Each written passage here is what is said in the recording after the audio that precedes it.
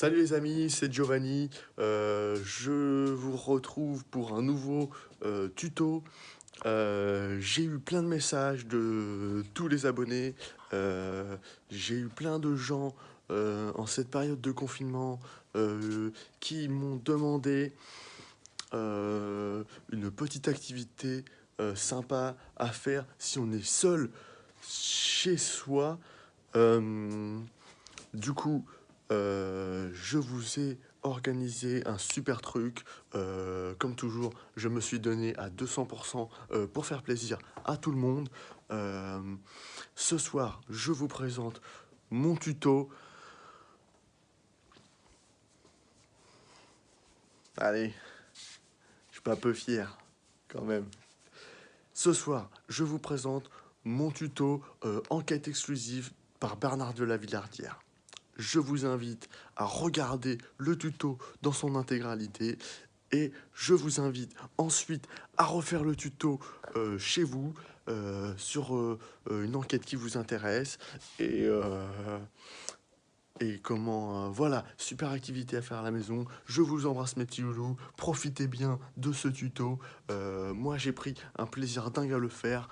Et voilà, si vous avez quoi que ce soit d'autre qui vous intéresse, n'hésitez pas à me le demander dans les commentaires. N'hésitez pas à liker la vidéo, abonnez-vous à la chaîne. Et je n'ai pas pensé, c'est un de nos abonnés euh, qui m'y a fait penser. Activez la petite cloche en bas, en dessous de la vidéo pour rester super informé des petites choses de YouTube. Voilà, je vous embrasse mes petits loups, profitez un max.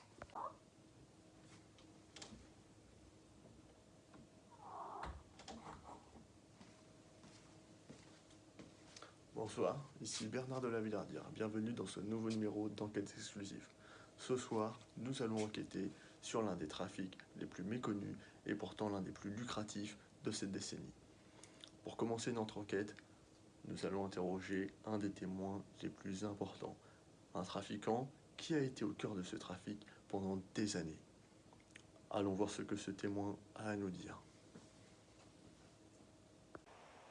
Pour des raisons évidentes de sécurité, notre invité a accepté de témoigner sous visage masqué. Bonsoir, Bonsoir, comment vous appelez-vous? eh bien, je m'appelle Manuel. En fait, je m'appelle Manuel parce que quand j'étais petit, euh, je- j'étais très bon dans tout le travail manuel. Alors mon papa a dit, mon fils, je vais appeler Manuel. Voilà, je m'appelle Manuel. Bonsoir Manuel. Manuel, si mes informations sont bonnes, on me dit que vous avez été impliqué au cœur du cartel pendant de nombreuses années. Euh, Si je ne dis pas de bêtises, je crois euh, au plus près de Pablo Escobar lui-même. Euh, est-ce bien vrai? Oui, c'est vrai, j'ai été au plus près de Pablo. Euh, Pablo, ça a été pour toutes les personnes. Ça a été une très bonne personne, Pablo. Euh, il a été beaucoup. Tout, tout le monde, tout le Pablo, ça a été comme un dios. Euh, oui, j'ai été beaucoup d'années avec Pablo. J'ai reconnu Pablo quand j'étais petit.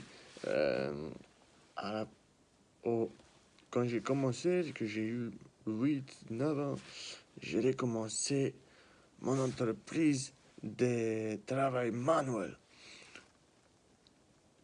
Alors, euh, Pablo, peu de temps après, ça, je pense un an après, Pablo, il est venu me voir, a dit, Manuel, je sais que ton entreprise, ça fonctionne bien.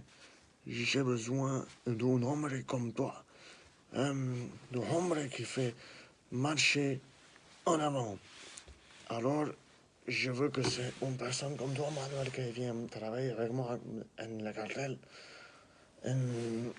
Alors, c'est comme ça que j'ai rencontré Pablo. J'étais avec Pablo jusqu'à le final. J'ai été avec Pablo le jour que Pablo s'est arrêté par la police et qu'ils ont maté Pablo. Voilà. D'accord, Manuel. Manuel, on comprend bien votre relation, c'est celle que vous mainteniez avec Pablo. Euh,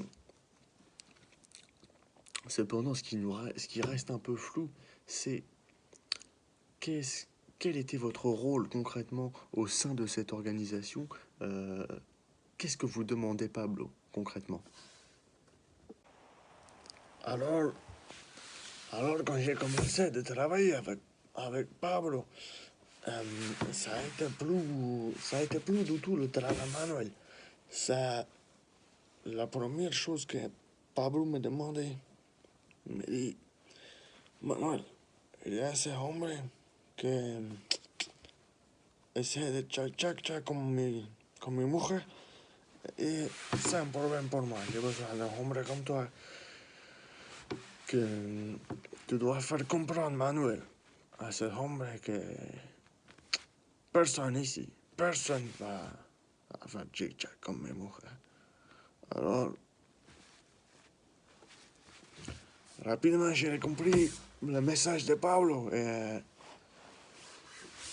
j'allais ici, ici en Colombie, c'est très facile. Tout le monde a un pistolet. Alors, moi aussi, j'ai mon pistolet. J'ai mon pistolet ici, avec moi.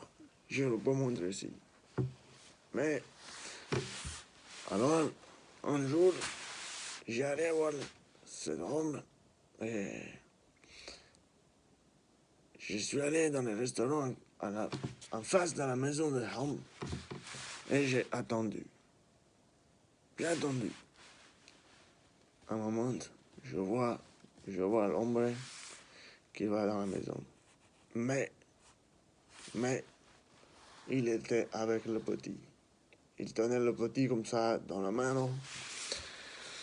Et ça, c'est une chose de Pablo. Pablo, c'est un hombre de principio. Pablo, il a des principes. Et le premier principe de Pablo, c'est la famille. Tu famille. Tu pas toucher la famille. Alors, à ce moment-là, j'ai attendu. J'ai attendu. Et quelques heures plus tard, je vois cet homme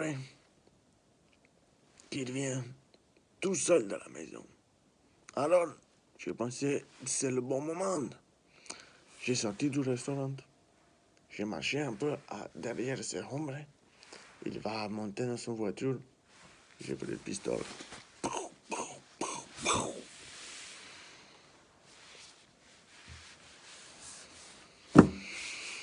C'est comme ça. C'est comme ça. Ça, c'est le travail que j'ai fait pour Pablo. Voilà. Mais ça, c'est le début. Après, quand tu mets la main comme ça, tu vas toujours faire plus. C'est aussi, c'est ça, dans le Côte africain, c'est aussi ça que c'est excitant. C'est pas seulement le dinero, c'est pas seulement l'argent, c'est pas... C'est aussi ça que, voilà, toi, quand tu fais comme ça, tu gagnes le respect. Voilà, et j'ai travaillé de Pablo, j'ai travaillé pour Pablo, avec Pablo, et moi aussi j'ai été un hombre que j'ai été respecté. Voilà, et ça a été comme ça mon travail de Pablo. Très bien, Manuel. Effectivement, on comprend mieux le- le- l'aspect dangerosité qui est présent dans ce milieu. Euh, Moi, ce dont à quoi j'aimerais arriver, Manuel, ce dont on a parlé précédemment, avant cette interview, la raison pour laquelle je suis là, Manuel, je te laisse nous expliquer. Oui, alors, c'est pour ça que je mets le masque, parce que c'est ça, aujourd'hui, tout le monde sait que j'ai été honoré avec Pablo, et ça, c'est pas un problème. La chose que je vais parler aujourd'hui, c'est un problème différent. Pourquoi? Ça n'a pas été les narcotrafiquants. Un jour, je l'ai mis au point une opération parce que, au départ, je ne suis pas une famille de trafiquants de drogue. Moi, j'ai la famille dans la banane, je fais des bananes. Et voilà, c'est les bananes, c'est comme ça. Et j'ai organisé une opération de bananes pour Pablo. Une opération internationale. Le principe, c'est pas... je vais pas me vendre des bananes, hein. Je suis pas stupide. Moi, je vais vendre des bananes exceptionnelles, des bananes extra. Alors, qu'est-ce que j'ai importé? Je peux parler de ça aujourd'hui tranquillement parce que c'est un trafic qui est terminé. Je ne peux pas plus faire ça aujourd'hui. Alors, à l'époque, j'ai récupéré les cargaisons de bananes en provenance de chez moi, de mon pays. J'ai emmené toute cette cargaison de bananes. Ça a été des quantités phénoménales de bananas. Muchas tonnes de bananas. Et j'ai emmené les bananas sur un autre pays. Et ce pays, c'est un pays que c'est un peu bizarre, tu vois. C'est pas comme les pays de chez nous, qu'on a des principes, des choses. On fait des choses, il y a des choses qu'on ne peut pas faire. Et j'ai emmené les bananes dans ce pays. Ils font aussi des choses là, avec les bananas qu'on ne fait pas en Colombie. Et voilà. Après l'opération, je récupéré les bananas qu'elles étaient... Elles étaient marrons. Elles étaient marrons, les bananas. Et voilà, c'est aussi un phénomène, une odeur que se sentit la bananas. Et ces bananas, je les ai emmenées en China, man.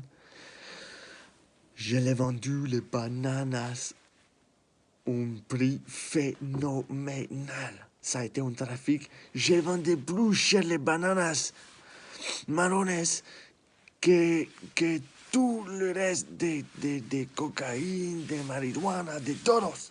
C'était les bananas. Chez yo, j'ai appelé les bananas del culo. C'était le trafic de bananas, man. Et voilà, c'est comme ça. Ça a été le plus gros trafic antes. Muchas millones, millonares de dólares, man. Muchísimo. J'ai été el investigador de esta opération pour Pablo. Voilà, c'est mío, c'est yo. Je suis le cerveau de esta opération. Voilà. C'est comme ça que je vais travailler avec Pablo. Voilà. Merci Emmanuel, on comprend bien toutes ces informations. On imagine d'autant plus que tout cet argent a dû servir à financer le trafic de cocaïne de Pablo. L'enquête est toujours en cours, donc on ne pourra pas s'étendre plus sur le sujet pour aujourd'hui. Nous voulions seulement informer nos téléspectateurs. Euh, Nous nous retrouverons plus tard pour une prochaine vidéo. En attendant, je tenais particulièrement à remercier notre invité, à vous remercier Manuel pour votre coopération et nous reprendrons cette enquête plus tard. Écoute, Bernardo, c'est moi que je te remercie. Et ça a été vraiment important pour moi que tu sais que je voudrais parler de cette opération. Pourquoi? Moi, je veux que tout le monde sait que c'est moi qui ai fait le travail, les bananas del culo. Et voilà. Et ça a été une opération. On a dit Pablo, Pablo. Hey, Pablo, ça a été la marijuana. Pablo, ça a été la cocaïne. Pablo, ça n'a pas été les bananas del culo. Voilà. Et ça a été aussi. Voilà, c'est pour ça que je te remercie de me permettre de parler à la caméra. Voilà. Gracias. Nos chers téléspectateurs, nous vous remercions d'avoir suivi cet épisode. L'enquête est toujours en cours, comme je vous l'ai dit. Nous allons continuer d'investiguer et nous nous retrouverons plus tard pour un dénouement de cette enquête.